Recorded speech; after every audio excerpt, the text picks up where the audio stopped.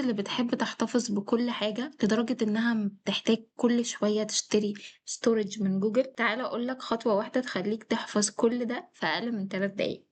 أول حاجة هنكتب في السيرش جوجل تيك أوت، وهندخل هنلاقي تقريبا كل البرودكتس اللي جوجل بتقدمها موجودة في الليستة دي، بحيث إن احنا نقدر نعمل منها export نخليه عندنا locally ونقدر نمسحه من على الكلاود. في حوالي 60 برودكت من جوجل نقدر ان احنا نكسبورت الاكتيفيتي بتاعهم ما بين الاكسس لوج اكتيفيتي، مابس، بلوجر، كالندر، كروم اكتيفيتي، درايف، الميل والجوجل شات، واي برودكت ممكن تكون اتعاملت بيه مع جوجل. هنسلكت البرودكت اللي احنا عاوزينه وليكن مثلا التاسكس، وهنقول نيكست.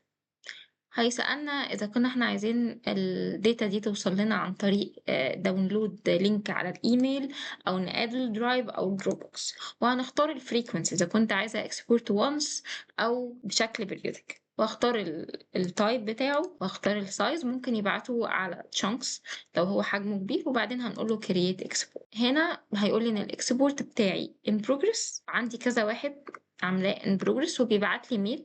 الميل ده ممكن ياخد ساعات او ايام، بعد كده هتاخد لينك من الميل ده تداونلود وتحتفظ بالحاجة عندك من غير ما تحتاج ان انت كل شوية تكبر الاستورج بتاعتك.